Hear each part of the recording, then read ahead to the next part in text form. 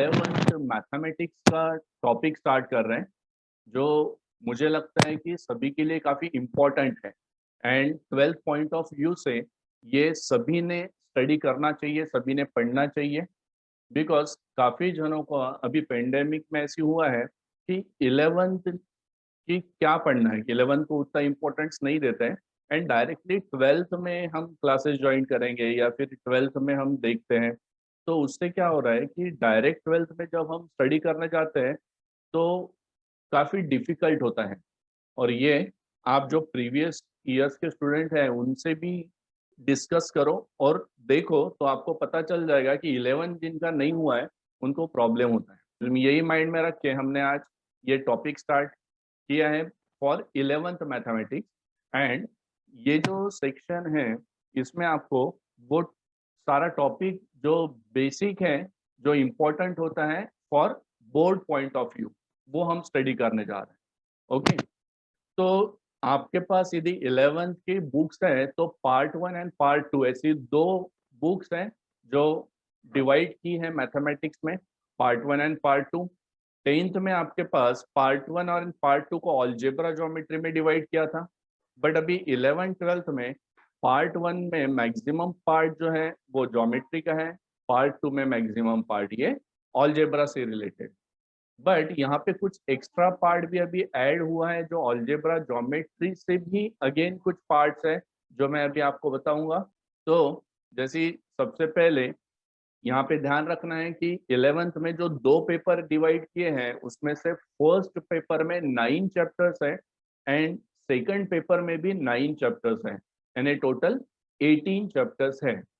But 12 point of view से यदि हम स्टडी करते हैं मींस बोर्ड एग्जामिनेशन के अकॉर्डिंगली, तो इसमें से 10 चैप्टर्स इंपॉर्टेंट टॉपिक्स हैं जो आपको पढ़ना ही है।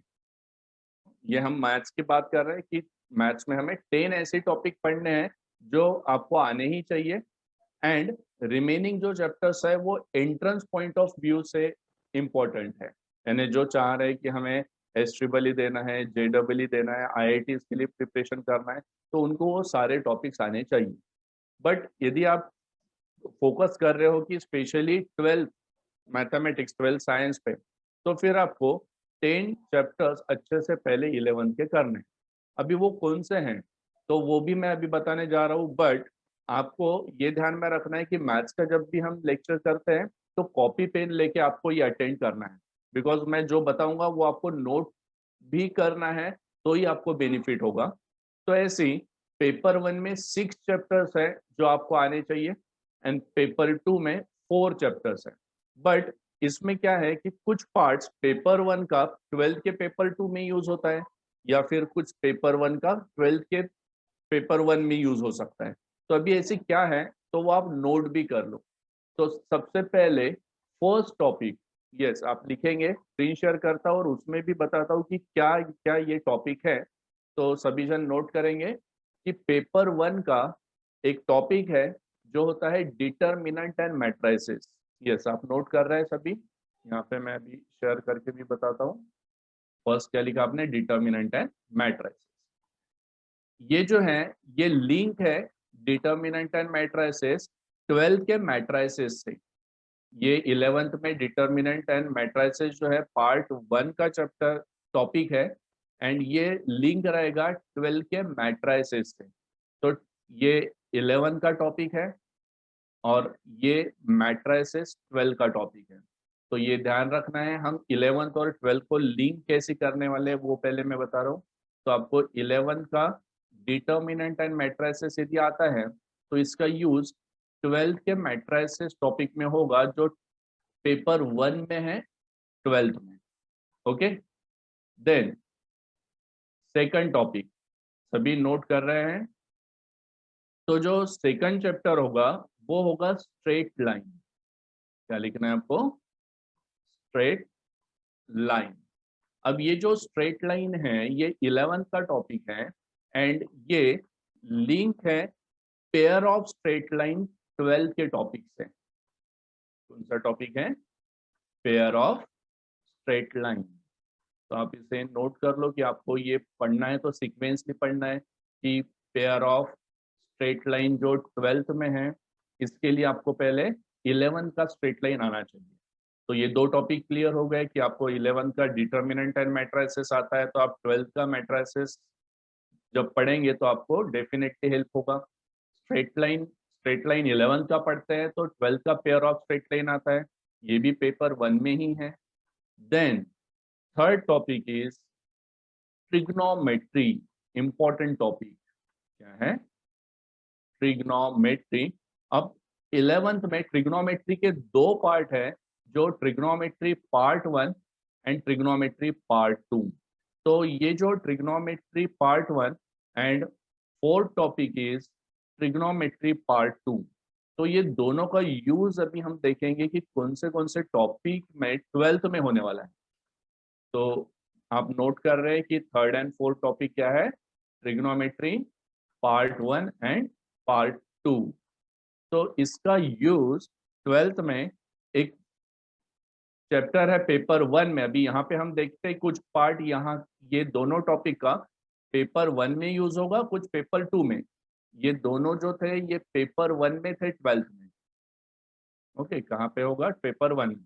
अब इसमें ये दोनों 11 के टॉपिक्स है, ट्रिग्नोमेट्री 1 एंड 2। इसका यूज 12th के ट्रिग्नोमेट्रिक फंक्शन, ट्रिग्नोमेट्रिक फंक्शन ये पेपर 1 का टॉपिक है। ओके, ट्रिग्नोमेट्रिक फंक्शन ये कौन सा है, पेपर 1 में यूज होगा। इसमें trigonometric function and inverse trigonometric function ऐसी टॉपिक होता है, बट उसके लिए आपको ये ट्रिग्नोमेट्रिक 1 एंड 2 दोनों टॉपिक आने चाहिए। देन यहीं पे ये स्टॉप होगा क्या, नहीं, इसका यूज डिफरेंशिएशन, एक कंप्लीट कैलकुलस का ये पार्ट है। डिफरेंशिएशन 12th में इंपॉर्टेंट टॉपिक है डिफरेंशिएशन। तो ये जो टॉपिक है ये 12th में पार्ट 2 में आता है, पेपर 2 में ये डिफरेंशिएशन है। तो हम देख रहे हैं कि इसका यूज पेपर 1 में भी हो रहा है एंड पेपर 2 में भी हो रहा है।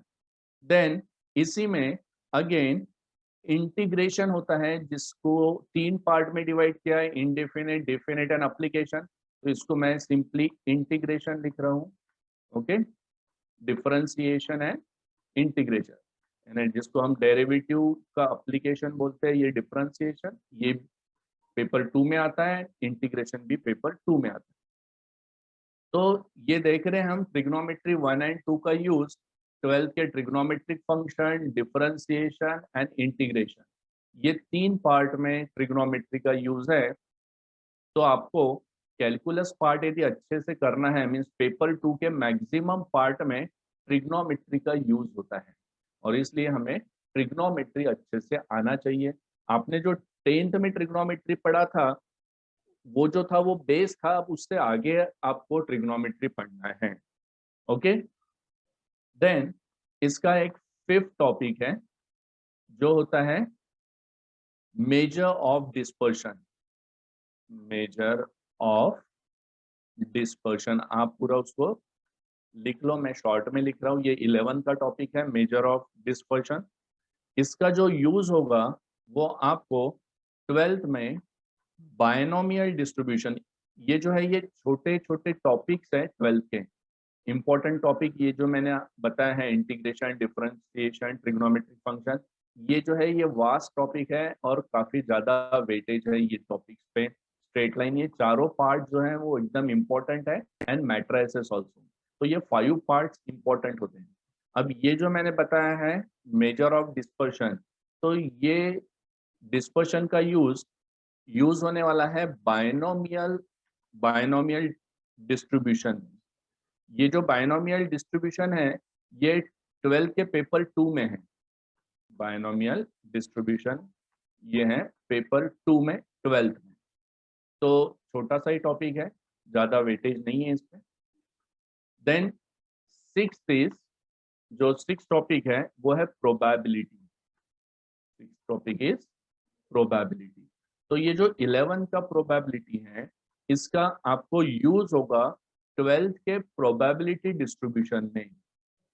प्रोबेबिलिटी डिस्ट्रीब्यूशन, एंड ये प्रोबेबिलिटी डिस्ट्रीब्यूशन भी हम देख रहे हैं कि ये पेपर 2 में यूज होगा। तो यहाँ पे हम देख रहे हैं कि मोस्टली जो हमने देखा है कि कुछ पार्ट पेपर 1 में यूज हो रहा है, कुछ पार्ट पेपर 2 में यूज हो रहा है। तो ये हमने लिंक किया है कि 11 के ये टॉपिक्स 6 टॉपिक्स ये 12 के 1 2 3 4 5 6 7 टॉपिक से लिंक कर दिए हैं। ओके, तो ये 6 चैप्टर हैं।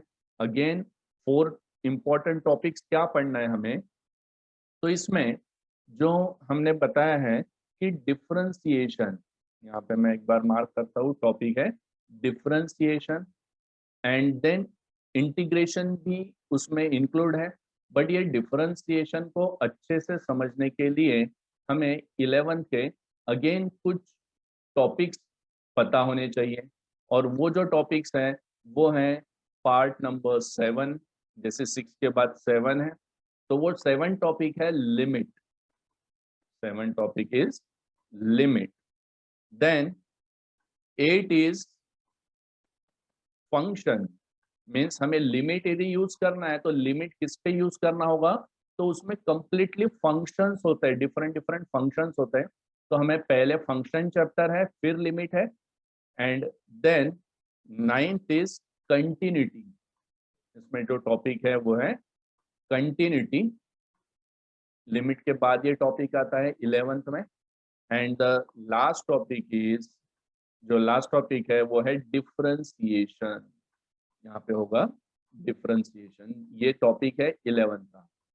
तो ये जब आप पढ़ लेते हैं, लिमिट, कंटिन्यूटी, डिफरेंशिएशन, इन सब में कोई ना कोई फंक्शन यूज होता है, तो वो फंक्शन में बताए गए कि कौन से टाइप के फंक्शंस हैं वो लिमिट में यूज करेंगे, और कंटिन्यूटी और डिफरेंशिएशन में भी फंक्शंस पे ही हमें सब कुछ अप्लाई करना होता है। और ये सब जो है फिर हम 12th में यूज करते हैं इन डिफरेंशिएशन, इन इंटीग्रेशन। इसमें भी हमें डेरिवेटिव डिफरेंशिएशन के फॉर्मूले पता होने चाहिए। तो हम देख रहे हैं कि ये जो 6 चैप्टर्स हैं ये 11 के टॉपिक्स है जो 12 से हमने लिंक किए हैं, और ये 4 टॉपिक्स हैं जो 12 के पेपर 2 के डिफरेंशिएशन है। यहाँ पे ये 4 टॉपिक सिर्फ डिफरेंशिएशन में ही नहीं, तो इसके बाद अगेन कुछ टॉपिक्स आते हैं पेपर 2 में। डिफरेंशिएशन ये जैसी टॉपिक है, वैसी इसी का अप्लीकेशन भी होता है। क्या होता है? Application of derivative. तो ये अप्लीकेशन ऑफ डेरिवेटिव में हमें कंप्लीट डिफरेंशिएशन 11th में जो फॉर्मूले है वो आने ही चाहिए। देन इंटीग्रेशन में जो होता है वो इनडेफिनेट इंटीग्रल होता है, इनडेफिनेट इंटीग्रल। देन उसके बाद होता है फिर definite integral, and then application of integration. तो ये टॉपिक्स हैं, मीन्स चैप्टर्स है डिफरेंट डिफरेंट, एंड इसके बाद आता है फिर डिफरेंशियल इक्वेशन। तो पेपर 2 में 12th में ऐसी 6 चैप्टर्स हैं जिसमें ये सभी में आपको डेरिवेटिव्स के फॉर्मूले पता होने चाहिए। क्या पता होने चाहिए? डेरिवेटिव्स के फॉर्मूले। और ये डेरिवेटिव आने के लिए आपको क्या क्या पता होना चाहिए? पहले तो फंक्शन पता होना चाहिए कि क्या है फंक्शन, कौन से टाइप के फंक्शन है। देन लिमिट उसमें आपको पता होना चाहिए फर्स्ट प्रिंसिपल यूज करने के लिए। देन कंटिन्यूटी जो है उसकी कंडीशंस पता होनी चाहिए, क्योंकि हमें कंटिन्यूटी एंड डिफरेंशिएबिलिटी जो है उसका क्या रिलेशन है वो समझने के लिए। एंड देन फिर यहाँ पे हमें डेरिवेटिव एंड डिफरेंशिएशन समझना है 11 का। और ये यदि समझ जाते हैं हम तो हमें डेरिवेटिव आता है। ये 12th का डेरिवेटिव तो आप कर ही लेंगे, बट उस पे डिपेंड ये सारे chapter, application of derivative, indefinite integral, definite integral, application of integration and differential equation. तो ये सब टॉपिक्स जो हैं वो आपको आने चाहिए। तो आपको क्लियर है कि क्या बताया मैंने अभी कि 11 जो टॉपिक्स है 11 को लिंक कर दिया हमने 12 से, और वो टॉपिक्स अभी आपको स्टडी करना है। यहाँ पे ये ध्यान रखना है कि जैसे डेरिवेटिव पढ़ने के लिए लिमिट, कंटिन्यूटी, डिफरेंशिएशन 11 का आना चाहिए, बट मेजर हमको टॉपिक आना चाहिए ट्रिग्नोमेट्री।